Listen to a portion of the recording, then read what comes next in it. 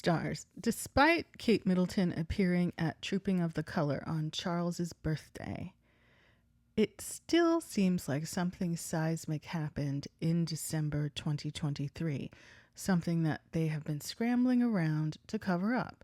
All sorts of different stories and images and explanations. But to this day, we still don't see much of either of them. We see more William than we see Kate, but what's up? Do the charities not need support? Do the people not need reassurance and inspiration? It would appear that the couple has been negotiating ever since December and perhaps using illness as a smokescreen.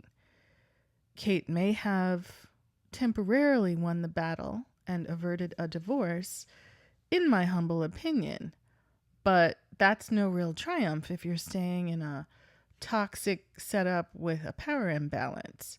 We know that the Windsors play the long game, so we also know that the war is not over. And despite all different theories on what the facts of the matter are, if William wants to end their marriage, that marriage will end. With the media, US and UK, helping them, the Windsors have the power to do pretty much as they please and to tell whatever yarn or story they see fit to put out on the day. You know, all those weird fake stories about Harry and Meghan have the green light, but there was so much restraint in covering Princess Royal Anne's accident, hospitalization, and subsequent release. Do you see the difference? Charles and all of his associations inside and outside his marriage, all of Andrew's exploits in the UK and around the globe. Certain stories don't get that much play, but other stories go full tilt, full world of imagination, to the point where I feel like I and the international audience for royal news is exhausted from all the fake stories, all the Harry's really in love with Kate and wants to reconcile, but Meghan has him under mind control, blah, blah, blah. Like every day it's something new. Meghan's jam is going to stop the earth from spinning, and only Charles is allowed to have dog biscuit, dog bowl, strawberry jam, gin for sale, like Queen Elizabeth did. You know, just such a skew that favors the royal family and kicks dirt on Harry and Meghan's names, on and on and on, every day. There have been warning signs that Kate and the rest of the Middletons may be shown the door, and the Windsors are smearing them a little bit, but we know they're capable of smearing them to hell and back if they try anything, if they do very obvious leaking and more spin on what the facts of the matter are. During the past 6 months, there have been public printed references to Kate loving to swim at night and her past runway modeling endeavor, let's call it.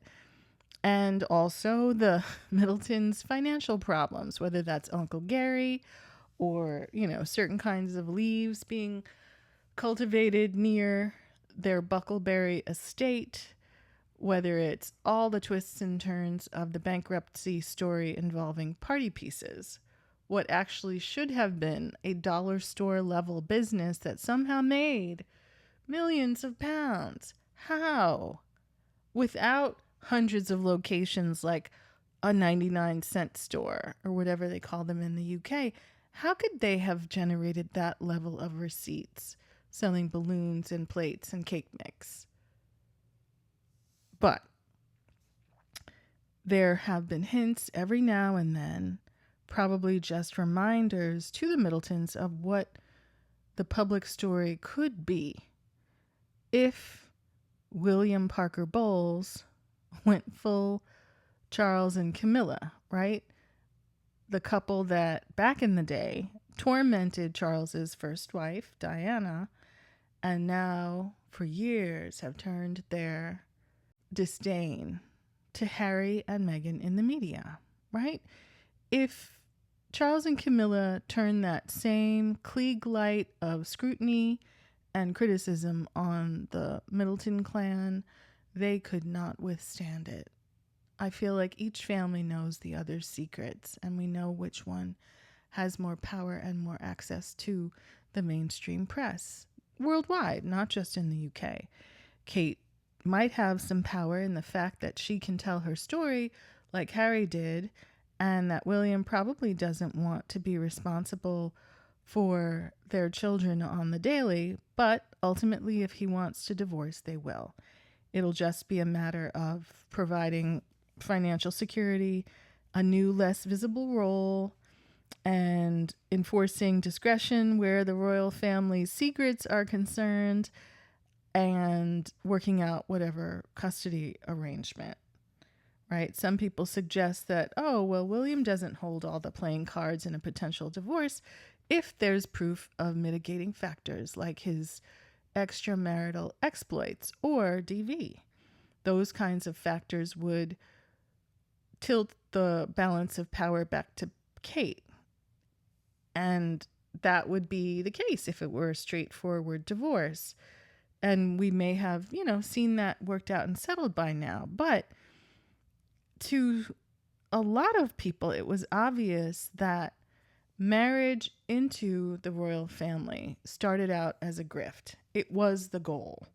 Love may have been a factor, but to endure years of waiting and being waity Katie and being cheated on, let's be clear, and then to, finally, get that big prize, despite the other dalliances, despite the other women who may have been the ones to reject William's invitation to marriage. Clearly, William has been footing the bill for a very glamorous royal marriage for 13 years at this moment in time, and he has paid through the nose the whole way, probably helping the Middletons float their business for longer than they could otherwise have, probably helping them secure their Bucklebury estate since the grandchildren spend time there, as does Kate. According to articles, Kate and the children spend time at the Bucklebury estate after various rows or arguments or fights that the couple has.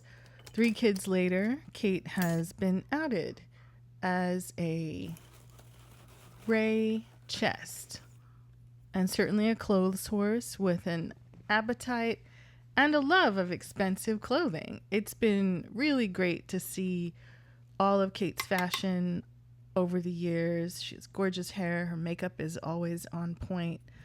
But there are some things that haven't been pluses, right? She struggles when she speaks in public and advocates for different causes, right? The sort of early years project, we've had Head Start in the US since 1965. So that's not exactly new information or groundbreaking in the way that an issue like domestic violence or homelessness or even family leave could be something new to be tackled, and something that someone of her stature could tackle and advocate for in a much stronger way. All of the charities and patronages would have benefited from more consistent participation, but at this point in time, any performance evaluation would note that there has been a lack of substantial, impactful, and consistent public work. Further than that, right, at this moment in time for, the Middleton clan and Kate to be surprised and, act very high-handed and stunned by any suggestion of infidelity or male coldness seems disingenuous. It was obvious, even in the UK tabloid press, that Willie was getting busy outside their relationship. We know names, there have been photos and videos for years. Everybody knew what it was from jump. To quote Foxy Brown, everybody knew who the wife was. Yes, and that may not have even slowed them down. Not the husband and not the other women who people suggest were often, get this, met up with in Romania, which is where King Charles maintains some sort of guest house or property, right? So when there are trips abroad without wifey, somehow the itinerary goes to or ends up or stops by Romania. That could be one of the adventure destinations some people have suggested.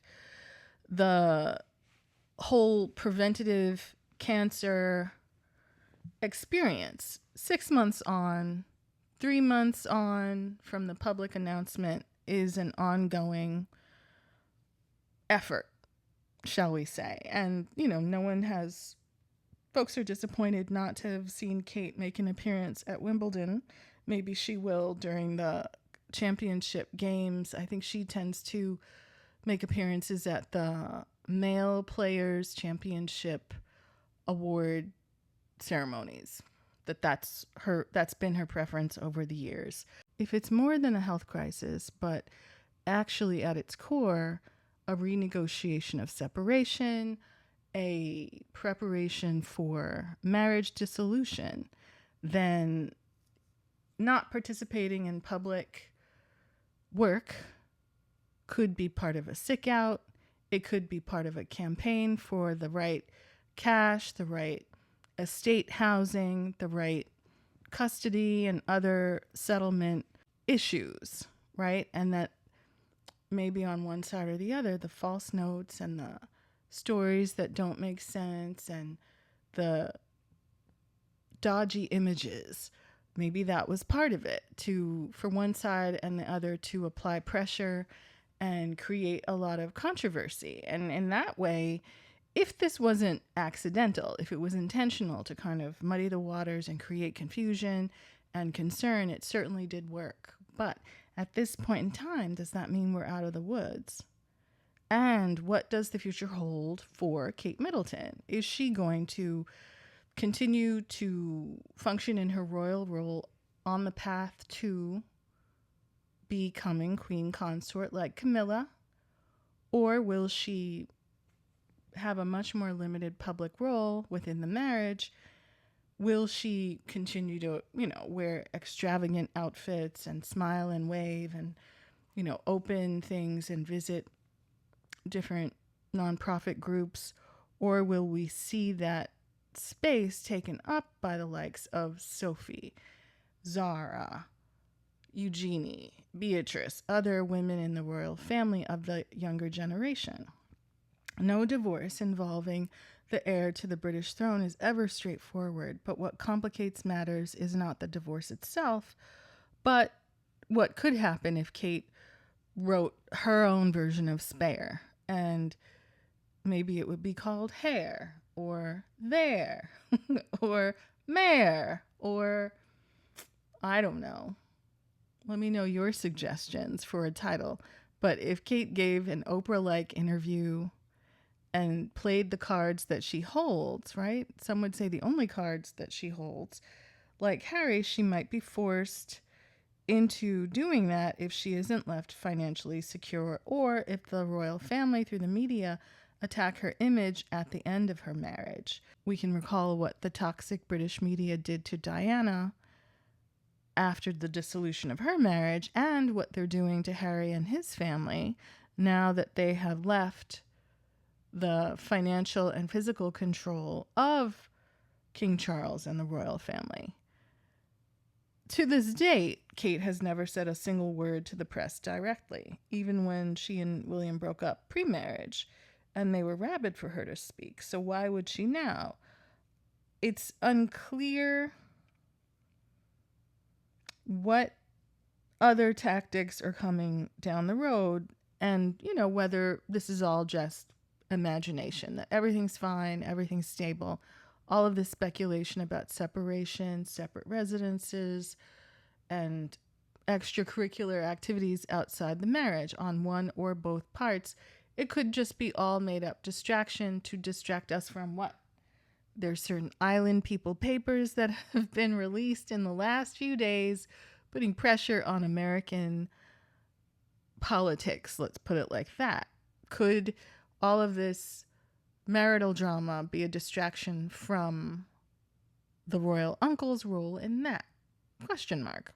Some people say, why would someone who's incredibly rich not just start out by giving a generous settlement to their spouse in a divorce? It would seem like the fastest and most efficient way to just tamp down the drama and move on. Even if Kate got half of Willie's fortune, it would still leave him wealthy beyond belief. And maybe that is what the play was from the Middleton perspective. Let's, swoop in, and Carol will be the mom he never had, and we'll just give him this sort of dreamy version of middle class, tight family, nuclear family life, and it'll be just so idyllic so that we can help groom him into the engagement, the marriage, the 3 kids, and then at some point, even with our iffy, business practices and Uncle Gary and whatever he was up to in Ibiza and whatever his actual business was, and certainly his trips to court, what they've been, we'll still be able to polish the apple with some royal family money at some point, right? So cashing out could always have been the imagined pot of gold at the end of the rainbow, no matter how much, rough stuff or arguments or pillow fights or, DV or side chicks or side babies or whatever was going on, right? And in that way, not only Kate, but the rest of the family would be set for life. Not that the other kids, James and Pippa, didn't marry into money. And Kate, at that point, would not need to write a tell-all. It does appear that, Kate was indoctrinated fully into the royal family and is a true believer in the royal system, despite being a commoner, despite coming from working class roots. A lot of people don't see her writing a tell-all book unless she has good reason to feel bitter or want revenge. It's not clear at all that she would want to do that to her children. Diana's tell-all has haunted her kids all these years. And with social media, it just feels like if Kate was courageous enough and angry enough to make that move, it could be risky. Right? Let's think about the mystery of whatever happened to Thomas Kingston and whatever happens to people who don't toe the royal family line and then want to remain within their grasp. Let's put it like that. Folks believe it is possible that Kate had cancer, or that she may have had testing done that showed she had abnormal cells that could be precancerous, and that her medical team wanted her to have a course of treatment. It might seem unlikely that if she did have a minor cancer, as they tried to say, that she would need to be so very secluded, right? Look at Charles. Look at Fergie. Look at any number of royal family members, including Queen Elizabeth, who they all had cancer, and not one of them sequestered for 6 months. So the speculation isn't 100% over, although a lot of people feel like they did see the true and actual Kate at Trooping the Color. If she is as well as she appeared, why is she back inside the honeycomb hideout? If Kate and William, or maybe William and his Kensington Palace press aides, saw a minor cancer as an opportunity, they could reduce how often Kate is seen over the course of the year and condition the public to not seeing much of her, right? In a sympathetic way. Oh, she has Cancer, she's getting treatment. She has to be in hiding or not visible. Then, at some point, it would feel more understandable to announce a separation by saying Kate's health crisis and time away from royal duties have caused her to reevaluate her life. She realizes now that her focus will need to be on her health and her children, and that as a result, she won't be able to fulfill her duties as the future queen. She and William will remain close and committed to raising their children with love and respect, but they will be living separately and pursuing a divorce. No one would criticize her because of the cancer. They would praise her for getting her priorities straight, and they would praise William for being her rock and support during her brief cancer battle, and his willingness as a gentle, loving, understanding husband to accept her decision and live by its dictates. Kate doesn't seem to have the same fire in her belly to tackle serious philanthropic tasks like Meghan Markle does or like Diana did, so there doesn't seem like there would be a risk of her outshining William as much as Diana did Charles. A quieter life for Kate may even allow her to still show up to things that she has always liked, like Wimbledon. What do you think, stars?